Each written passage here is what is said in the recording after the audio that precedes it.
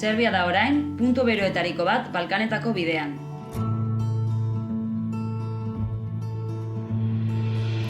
Kanpamentu improvisatu desberdinak daude banatuta herrialde osoan.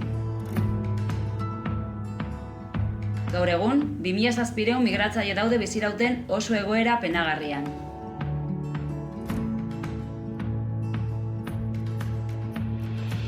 Terperik gabe, urik gabe, janaririk gabe. Laguntzarik gabe. Gu abuztuan joango gara gure laguntza ematera. Zuen laguntza.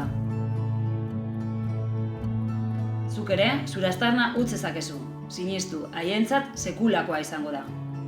Ekimen honetan parte hartu nahi baduzu, egin bat gurekin.